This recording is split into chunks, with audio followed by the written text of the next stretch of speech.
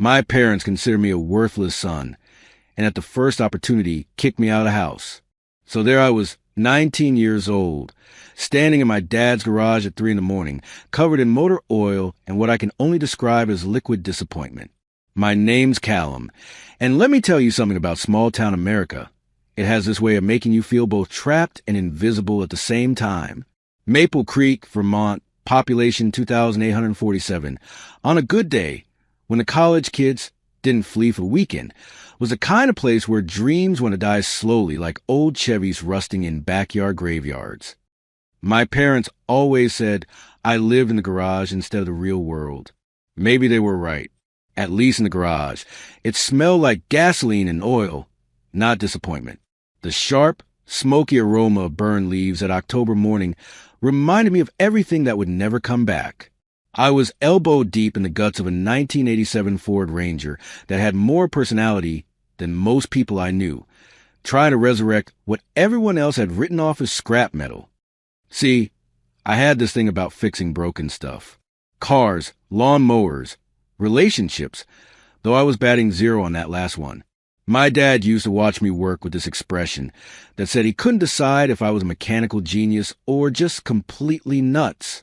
Probably leaning toward nuts, especially after the Pontiac incident. I dragged home this ancient Pontiac that looked like a burnt can that someone had tried to turn into transportation. Dad took one look at it, then at me, and said something about how I was trying to raise the dead, and maybe I should leave that job to God and let him deal with the scrap metal. Mom just shook her head like she was watching a particularly slow train wreck. The thing about small towns is that everybody knows everybody's business, and everybody has an opinion about how you should live your life. My business happened to be cars that most people consider beyond salvation. Their opinion was that I was wasting my time. But here's what they didn't understand. When you're fixing something that's broken, you're not just working on the machine. You're working on yourself. Uncle Joe understood that. He was the only one who ever looked at my projects and saw potential instead of problems. Joe was what you might generously call the black sheep of our family, though he preferred to think of himself as the interesting one. He lived alone in this cabin about 30 miles outside town, surrounded by more automotive history than the Smithsonian. Uncle Joe had this way of looking at the world that made everything seem possible. He'd been gone for 2 years now, and his wisdom felt more like an echo every day. What remained were his words rattling around in my head like loose bolts in a toolbox, and this old brass key he'd given me before he passed. He'd said it wasn't for locks on doors, but for the ones in your head, whatever that meant. At 19, I thought it was just more of Joe's cryptic nonsense. The family tension had been building like pressure in an overheated radiator. Dad's words were sharper than any wrench, and every one of his good intentions punched another hole in my soul. He had this gift for making helpful suggestions sound like personal attacks. Mom looked at me like I was the last coin in a piggy bank that was about to be cracked open to pay someone else's debts. My brother Liam was 2 years older, and everything I apparently wasn't. College-bound, responsible, the kind of son who made parents beam with pride at church social gatherings. He had this way of sliding through life like everything was greased for his convenience. Where I saw opportunity in rust and metal, he saw embarrassment. Where I found purpose, he found problems. The autumn of my 19th year felt different, though heavier, like the air before a thunderstorm, when you know something's coming, but you can't quite put your finger on what.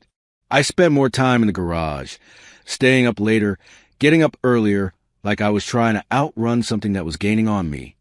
That's when the whole thing started unraveling. It began with whispers. You know how small towns work. Someone saw something. Someone heard something, and suddenly the phone lines were buzzing like angry hornets. The gossip network in Maple Creek was more efficient than the internet and twice as destructive. Something about me and Jenny Patterson, who was dating my brother at the time. Now, let me set the record straight here. Jenny and I had been friends since middle school, back when she wore braces, and I wore hand-me-downs that never quite fit. She was one of those people who actually listened when you talked, who could spend an hour discussing the finer points of carburetor adjustment without her eyes glazing over. The problem was that seeing something worth paying attention to apparently looked suspicious to certain people. People like Mrs. Henderson, who ran the local diner and the gossip mill with equal efficiency. People like Tommy Morrison, who'd had a thing for Jenny since high school and couldn't understand why she'd rather talk to the weird car kid than to him. The rumors started small, the way they always do. Jenny and I were seen talking by her car after she'd asked him to look at a problem with her alternator. Apparently, helping a friend with car trouble was grounds for speculation about our relationship status. Then someone saw us at the library together, because God forbid two people should study in the same building. Liam heard the rumors before I did. He came home that October evening with his jaw set in that way that meant someone was going to pay for something. I was in the garage, naturally, trying to coax life back into a carburetor that had given up sometime during the Carter administration. He didn't say hello, didn't ask what I was working on, just launched straight into accusation mode. What followed wasn't really a conversation. It was more like being cross-examined by someone who'd already decided I was guilty. He'd heard things. People had told him things. Jenny had apparently been spending too much time talking to me, and wasn't that interesting, considering she was supposed to be his girlfriend. I tried to explain. Jenny and I were friends. Period. End of story. She was interested in cars. I knew about cars. We talked about cars. Sometimes we talk about other stuff too, because that's what friends do. But Liam wasn't interested in explanations. He was interested in being right, in being the victim, in making sure everyone knew he was the injured party in this drama he constructed out of thin air. The thing about accusations is that they have this way of growing in the telling. By the time Liam finished his performance, and I'm talking Broadway-level dramatics here, I wasn't just friends with his girlfriend. I was actively trying to steal her. I was sneaking around behind his back. I was a backstabbing brother who couldn't be trusted. When the shouting stopped, I realized something that hit me like a hammer to the chest. This wasn't really about Jenny at all. This was about Liam finally finding a way to get rid of the embarrassing little brother who made his life complicated. The brother who brought home junk cars and stayed up all night, making noise in the garage.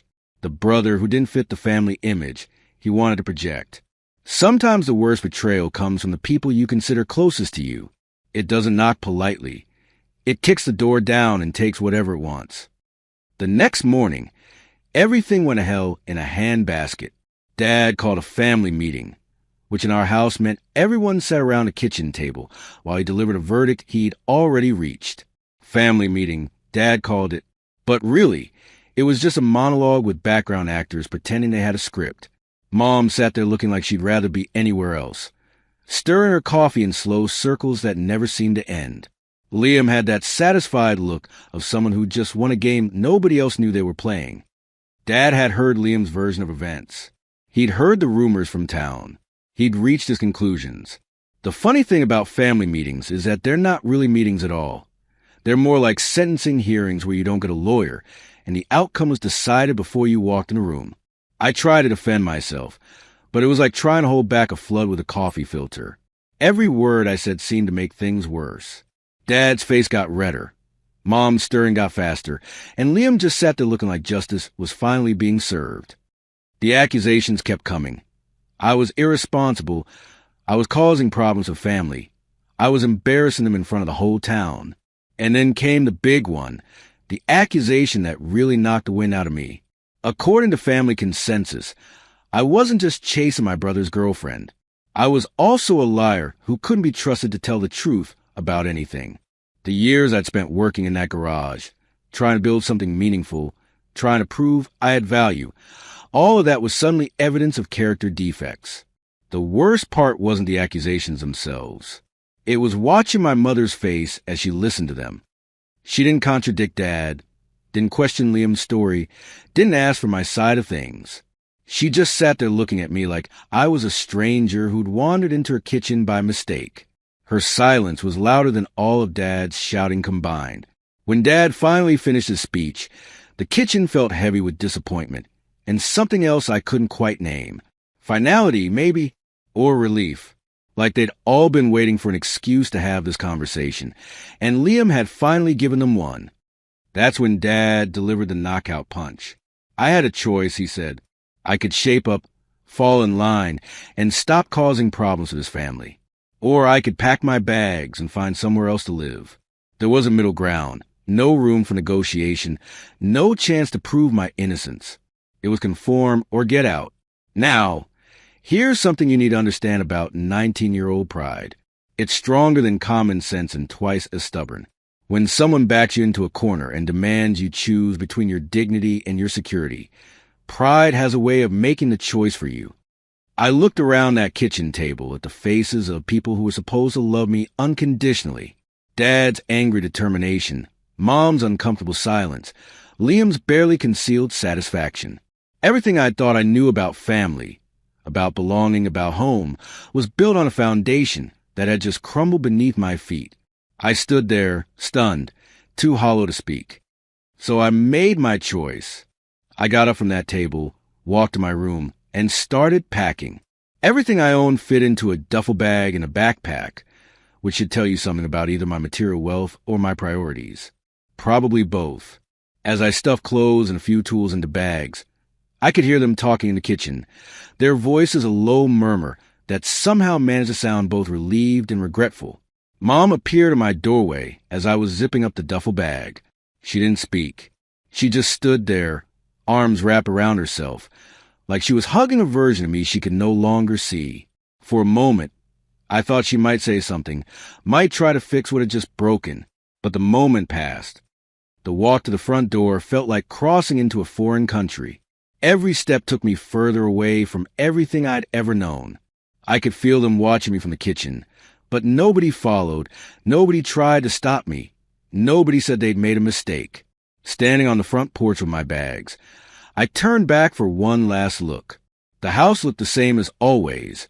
White clapboard siding, green shutters that needed paint, the maple tree in the front yard dropping its leaves like tears. But it wasn't home anymore. Home was supposed to be where they had to take you in. This was just a building where people I used to know happened to live. That's when I remembered Uncle Joe's key.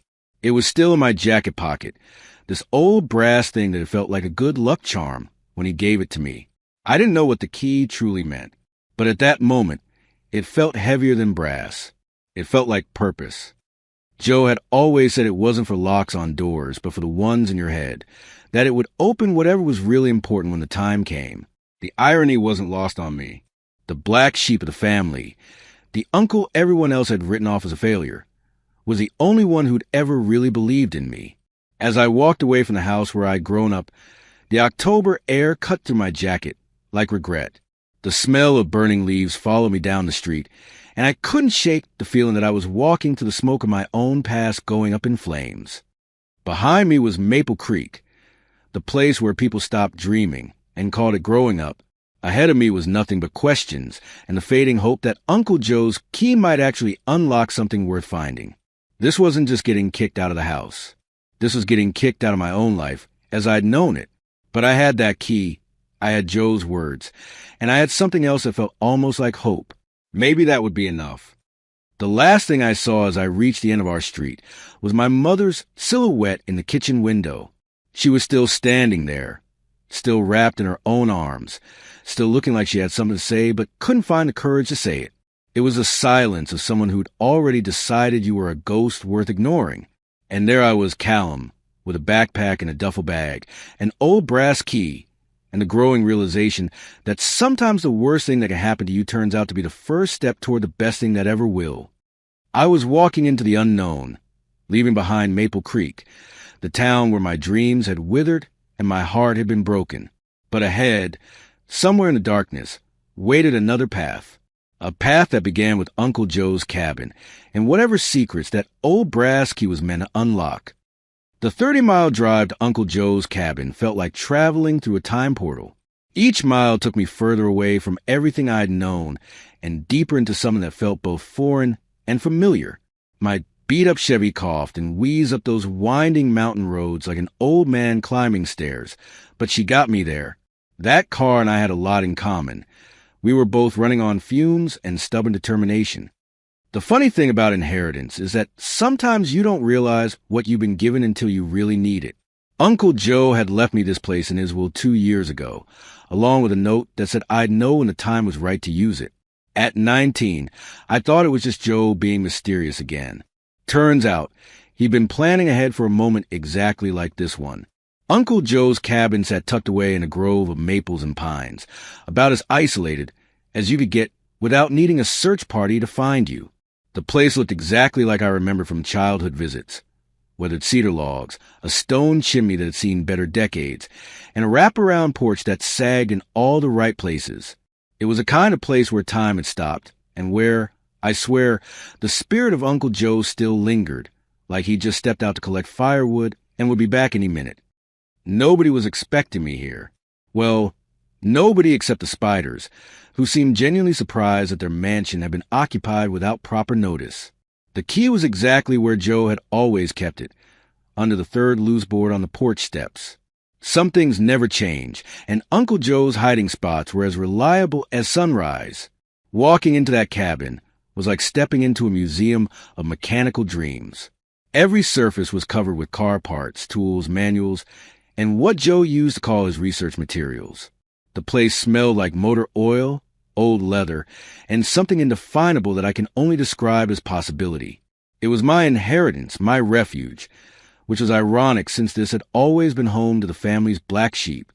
The main cabin had 2 rooms that served as kitchen, living room, and library all at once. Books about automotive history lined makeshift shelves, while coffee cans full of bolts and screws created a metallic orchestra every time the wind shook the building.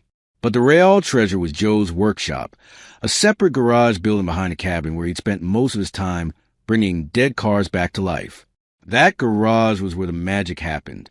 It was big enough for 2 cars, with a hydraulic lift that Joe had somehow managed to install himself, and more tools than most professional shops. The walls were covered with pegboards holding wrenches, sockets, and specialized equipment I couldn't even name. This wasn't some weekend hobbyist setup. This was a serious operation. That first night, I sat on Joe's old couch and let the silence settle around me like dust. The quiet was different up here, not the oppressive silence of disappointment I'd grown used to at home, but something peaceful. It was the kind of quiet that let you think, maybe even let you heal. I'd brought some canned soup and crackers from the last gas station, figuring I could live like a hermit until I sorted out my life. The propane stove still worked, thankfully, because my cooking skills maxed out at opening cans and not burning toast. As I ate my gourmet meal of Campbell's finest, I started remembering all the stories Uncle Joe used to tell during those childhood visits. Joe had been something else. He was the kind of person who could look at a pile of rusted metal and see a future masterpiece, who saw in me not just some awkward kid, but a fellow dreamer. He used to say that life was like an old Ford F-100.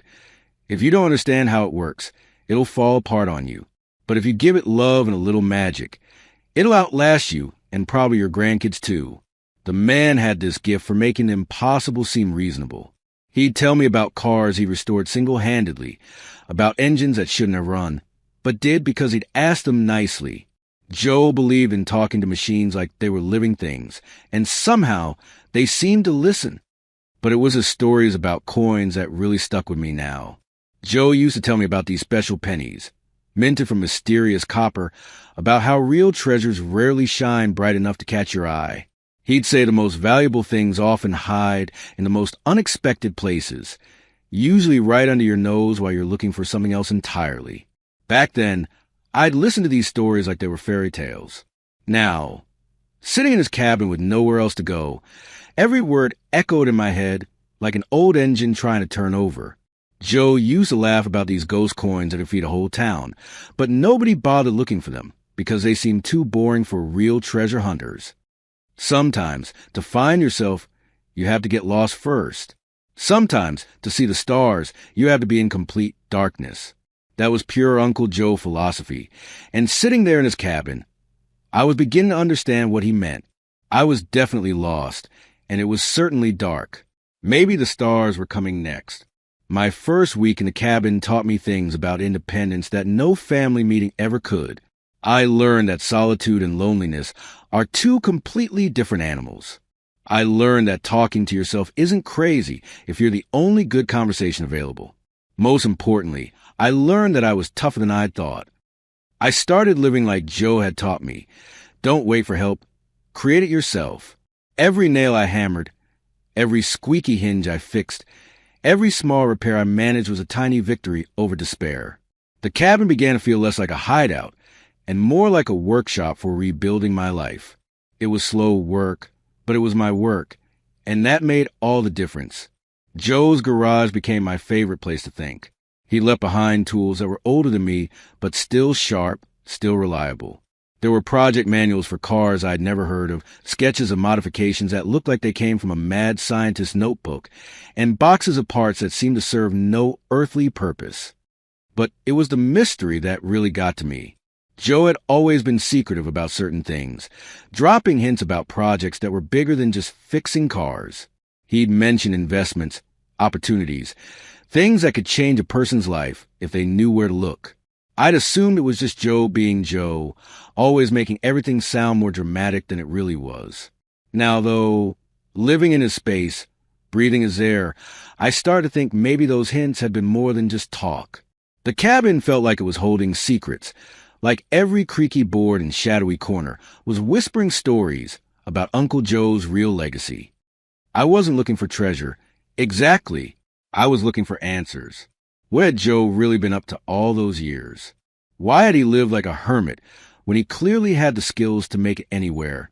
What was so important about that brass key he'd given me? And why had he been so cryptic about its purpose? The investigation started innocent enough. I was just trying to organize the stuff, maybe figure out what was valuable and what was junk. But the deeper I dug, the more questions I found. Joe had correspondence with auction houses, letters from collectors, catalogs from coin dealers. This wasn't the paperwork of a simple car mechanic living off the grid. In a coffee can tucked behind his workbench in the garage, I found newspaper clippings about rare coin discoveries. Stories about pennies selling for thousands, sometimes hundreds of thousands of dollars. Articles about minting errors that turned everyday pocket change into retirement funds. Joe had been studying this stuff seriously, not just as a hobby. The pieces were starting to come together, but the picture they formed didn't make complete sense yet. Joe had known about valuable coins, had contacts in that world, but as far as I could tell, he'd never sold anything significant. So where was his treasure? What had he been planning? That's when I remembered something he'd said during one of our last conversations before he passed. He'd been unusually serious, talking about legacy and making sure important things didn't get lost. He'd mentioned that the most valuable discoveries often happen by accident, when you were looking for something else entirely. At the time, I thought he was just philosophizing again. Joe was famous for turning simple conversations into life lessons about persistence and patience. But now, with his research spread out in front of me, I wonder if he'd been trying to tell me something specific. The breakthrough came on my second week in the cabin. I'd been reorganizing the main room, trying to make the space more livable, when I decided to move an old bookshelf that was blocking one of the windows. As I shifted it, I heard something that didn't belong, a hollow sound from the floorboards underneath. My heart started beating faster, like there was a V8 engine under my ribs trying to turn over. I moved the bookshelf completely and got down on my hands and knees to examine the floor. Most of the board were solid, aged pine that had settled into place decades ago. But one board, right where the bookshelf had been sitting, felt different. I pressed down on it experimentally. It gave slightly, just enough to confirm my suspicions. This board wasn't nailed down like the others. It was designed to be removable, hidden in plain sight like Joe's cabin key under the porch step. My hands were shaking as I worked it loose, using one of Joe's screwdrivers to pry up the edges. Underneath was a wooden box, handmade and perfectly fitted to the space between the floor joists. The wood was dark with age, but the craftsmanship was beautiful. This wasn't some hastily built hiding place. It was a piece of furniture designed to last, to protect whatever was inside from time and weather and curious family members. The box had a lock, old-fashioned brass, just like the key Joe had given me. I pulled that key from my pocket, where it had been riding since the day I left Maple Creek, and held it up to the lock. They looked like they belonged together, like two parts of the same secret that had been waiting years to be reunited. The key slid in perfectly, turned with a smooth precision of quality craftsmanship, and the lock opened with a satisfying click that seemed to echo through the entire cabin.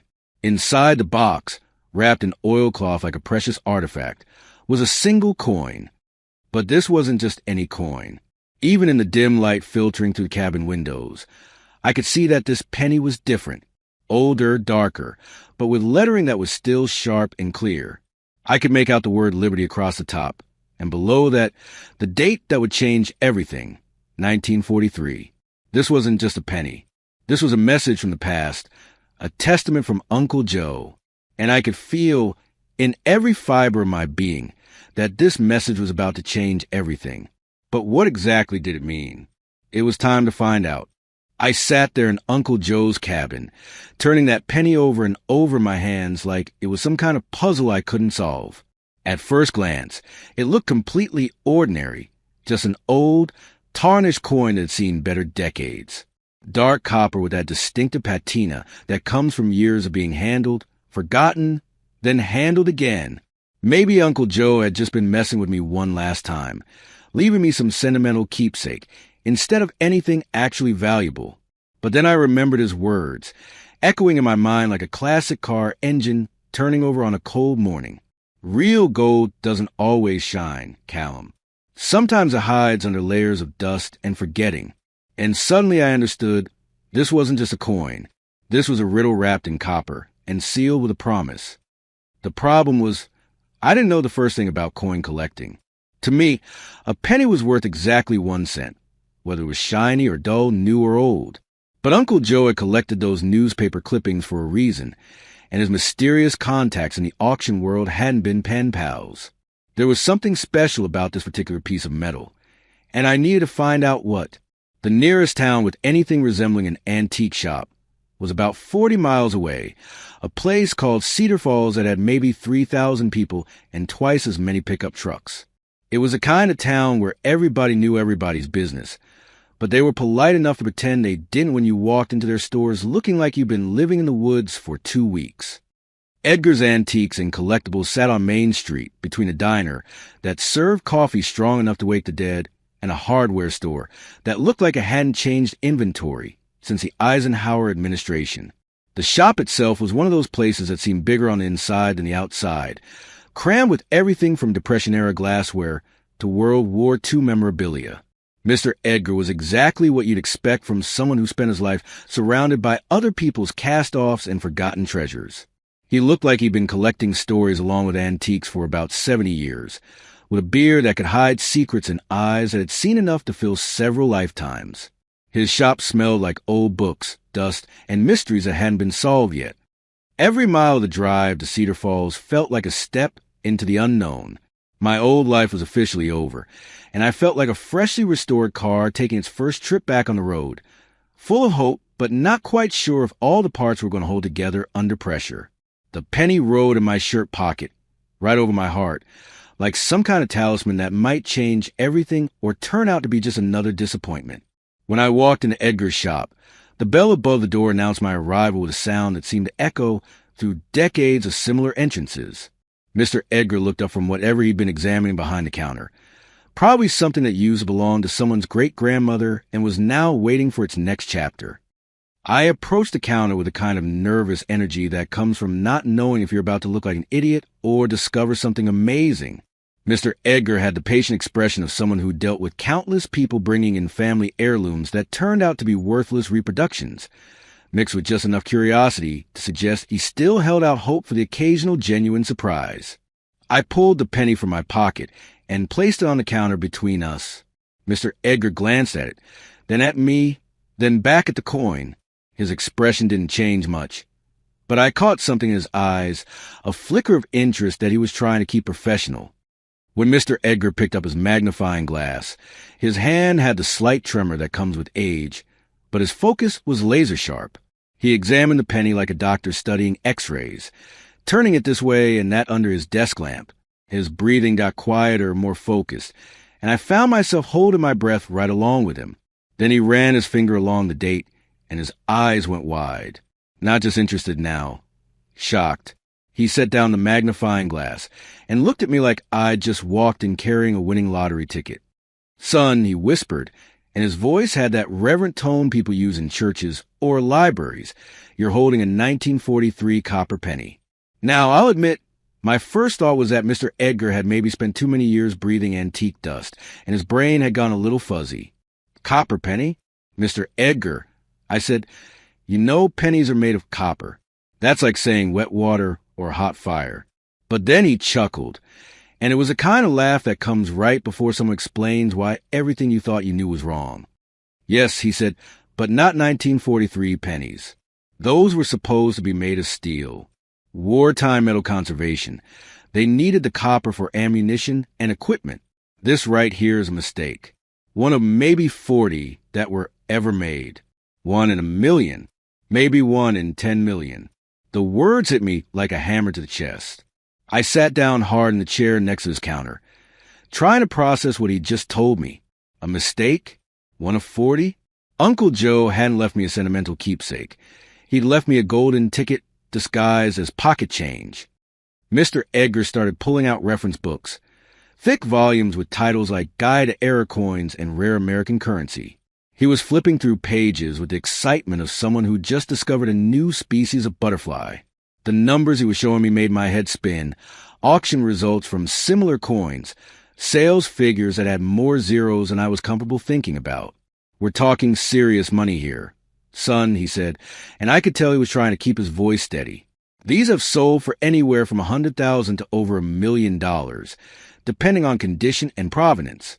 This one looks to be in excellent shape. The next few hours passed in a blur of phone calls, email exchanges, and authentication processes that I didn't fully understand but trusted Mr. Edgar to handle. He contacted auction houses in New York and Los Angeles, coin experts who specialize in mint errors, collectors who've been waiting decades for a chance to own something this rare. My phone started ringing with calls from people whose names sounded like they belonged on the covers of financial magazines. Callum, the guy who'd been kicked out of his house for being worthless, was suddenly having conversations about millions of dollars like it was the most natural thing in the world. The whole thing felt surreal, like being in a dream where everything was too good to be true, but you were afraid to wake up and find out it was just your imagination. But this wasn't a dream. It was Uncle Joe's final gift, his way of making sure the family's black sheep had the last laugh. The auction process took about 3 weeks from start to finish. 3 weeks of authentication, verification, documentation, and more phone calls than I'd taken in my entire previous life. Collectors from around the world started bidding on my little copper penny like it was a Hope Diamond. When a hammer finally came down at the auction house in New York, the final price was $1.7 million. $1.7 million for a penny that had been sitting under Uncle Joe's floorboards for who knows how long, waiting for the right moment to change someone's life forever. I remember sitting in Mr. Edgar's shop when he called with the final number, holding my phone like it might explode if I gripped it too tight. After the auction house took their commission and Mr. Edgar got his finder's fee, which he'd more than earned, I was looking at about $1.4 million in cold, hard cash. Now, here's the thing about suddenly having more money than you've ever imagined. Your first instinct is to do something stupid. Buy a Ferrari, get a mansion, live like a rock star until money runs out and you're back where you started. But Uncle Joe's voice was still echoing in my head, reminding me that real wealth isn't what you have, it's what you build. I didn't want to be one of those lottery winner stories you hear about, where someone gets rich quick and ends up broke again within 5 years. I wanted to create something that mattered, something that would honor Uncle Joe's memory and prove to myself, and maybe to my family, that I wasn't the worthless screw-up they thought I was. The idea came to me while I was driving back to the cabin after finalizing all the auction paperwork. I passed this old, abandoned auto repair shop on the outskirts of Cedar Falls, the kind of place that looked like it had been forgotten by time and neglected by progress. The building was rough around the edges, with broken windows and weeds growing through cracks in the parking lot, but it had good bones. Looking at that building was like looking in a mirror, broken, forgotten, written off by everyone who passed by. But I could see the potential underneath all that neglect. This wasn't just a building. It was a blank canvas where I could paint my future. The property had been sitting empty for almost 5 years, ever since the previous owner retired and couldn't find anyone to take over the business. The real estate agent seemed shocked that anyone would want to buy what she politely called a fixer-upper opportunity. But I knew something she didn't. Sometimes the best treasures are the ones that don't look valuable at first glance.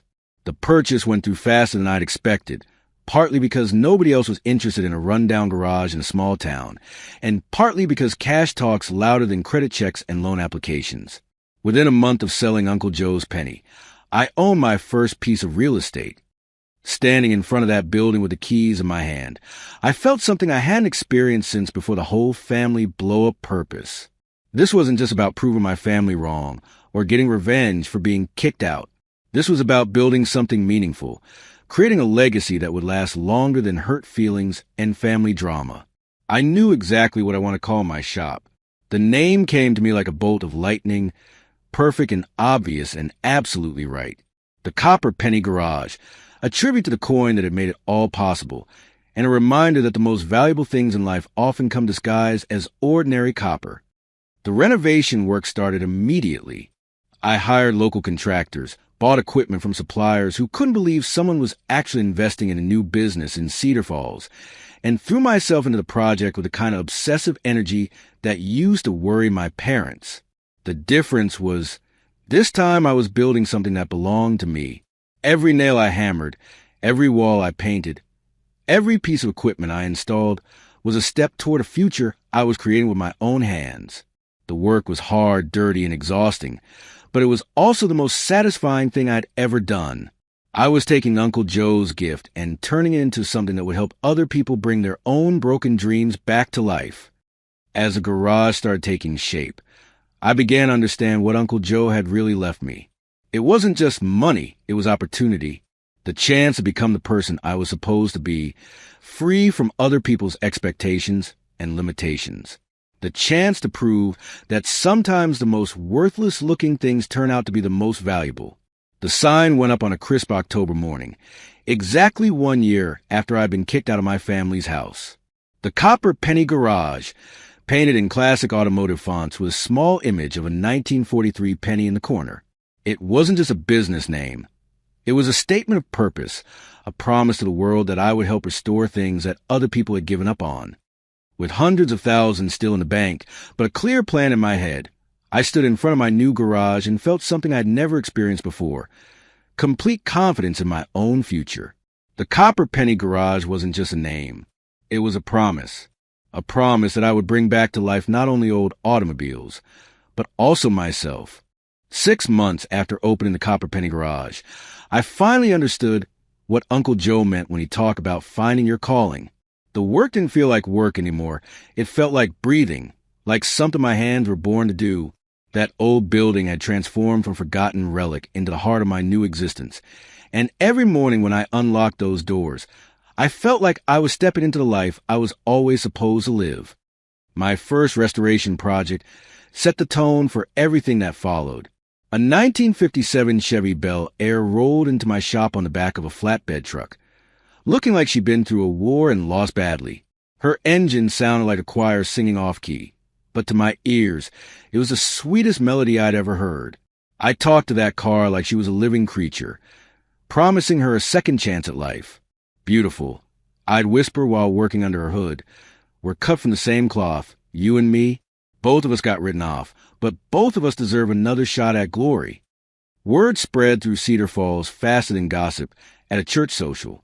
The Copper Penny Garage was bringing classic cars back from the dead and doing it with a level of craftsmanship that impressed even the most skeptical old-timers. Within 6 months, I had customers driving from 3 states away to have their automotive treasures restored by the guy who'd struck it rich with a penny and invested every dollar back into his passion. Suddenly, all those people who'd once said I'd never amount to anything started showing up at my garage like tourists to a miracle spring. They'd stare at the Copper Penny Garage, and at me like we were some kind of phenomenon they couldn't quite comprehend. It felt good, I won't lie, but I remembered what Uncle Joe always said, real recognition isn't something you can buy. It's something you earn through sweat and dedication. Success brought its own challenges. My waiting list stretched 3 months out, and classic car enthusiasts were calling from as far away as California, begging me to work on their prized possessions. I hired 2 local mechanics who share my passion for automotive resurrection, and together we turned that old garage into something approaching automotive heaven. But the real sanctuary I built wasn't the garage. It was Uncle Joe's cabin. I'd spent my evenings and weekends restoring that place to its former glory, turning it from a dusty retreat into a shrine to his wisdom and memory. The cabin became more than just a home. It became a temple to everything Joe had taught me about seeing potential where others saw only problems. I had a professional photograph of that original 1943 copper penny framed and mounted on the cabin's main wall, along with the auction certificate that documented its sale, not as a symbol of wealth, but as a reminder of my own freedom. Every time I looked at it, I remembered that sometimes the most valuable discoveries happen when you're not looking for treasure at all, and sometimes the people who understand you best are the ones everyone else has dismissed. The cabin's restoration attracted its own kind of attention. Local craftsmen who'd heard about my automotive work started stopping by to see what I was doing with the old place. They'd leave shaking their heads in amazement at how I'd managed to honor Joe's memory while bringing the building into the modern world. That's when she started showing up. Jen, Mr. Edgar's daughter, would appear at my garage just as I was closing up for the evening. She wasn't loud or pushy like some of the other locals who'd suddenly discovered I was worth talking to. She'd just arrived with a thermos of hot tea and this quiet smile that seemed to understand everything I'd been through without me having to explain any of it. Jen had this gift for conversation that reminded me of Uncle Joe. She could talk for hours about classic cars, about life, about dreams that seemed impossible until someone made them real. Her presence felt like a warm fire in a fireplace. Quiet, comforting, but absolutely essential for making a house feel like home. I thought I was done trusting people, especially after everything that had happened with my family. But Jen was different. She didn't want anything from me except my company, and she seemed genuinely interested in the stories behind every car I restored. She listened to me talk about engines and transmissions like I was reading poetry, nodding at all the right moments and asking questions that proved she was actually paying attention. We'd sit on Joe's old porch after long days at the garage, watching the sunset behind the mountains and talking about everything and nothing. Those conversations became the highlight of my week, something I looked forward to more than I was comfortable admitting to myself. Jen understood the language of second chances. Her own life hadn't been easy. She'd moved back to Cedar Falls after a failed marriage in Boston, bringing nothing with her except determination to rewrite her own story. She worked at her father's antique shop, but her real passion was photography, capturing forgotten moments and overlooked details that most people walked past without seeing. She started documenting my restoration work, taking pictures of cars before and after their time in my shop. Her photographs told stories about renewal and hope that my words never could have captured. She saw the poetry in rusty metal and faded paint, the same way Uncle Joe had seen potential in every discarded thing he'd ever touched. The copper penny garage was thriving beyond my wildest expectations.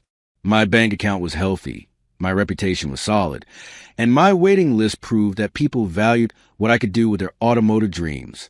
But the real success was harder to measure. It was a feeling that I'd finally become the person Uncle Joe always believed I could be. My garage had become more than a business. It was a place where people brought their most precious possessions, trusting me to understand the difference between what something cost and what it was actually worth. Every car that rolled out of my shop carried a piece of my own story, proof that lost things could be found again with enough patience and care. Evenings at the cabin with Jen became a routine I couldn't imagine living without. She'd bring her camera and show me pictures she'd taken around Cedar Falls, old barns, abandoned equipment, forgotten places that most people drove past without seeing.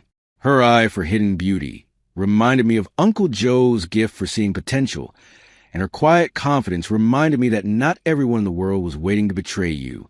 I was beginning to think that maybe, just maybe, I'd found something more valuable than any copper penny. The life I'd built felt complete in ways I'd never expected, surrounded by work I loved, in a place that honored my past, while building toward a future that seemed bright with possibility. My garage was flourishing.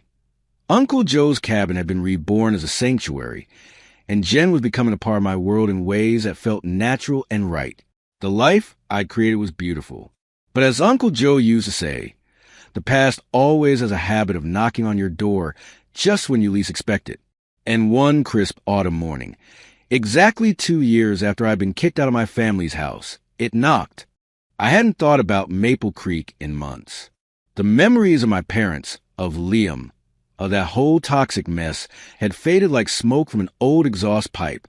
That chapter was closed, filed away in the part of my brain reserved for lessons learned and bridges burned.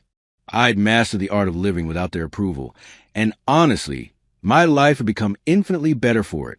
The copper penny garage was everything I had dreamed it could be. Uncle Joe's cabin was my sanctuary, and Jen had become the kind of companion I'd never thought I deserved. For the first time in my adult life, I felt genuinely content, not just successful, but actually happy with who I was and what I'd built. That Tuesday morning started like any other. I was under the hood of a 1965 Mustang convertible, wrestling with a carburetor that had more attitude than a teenager, when I heard the crunch of expensive tires on my gravel parking lot. Nothing unusual there.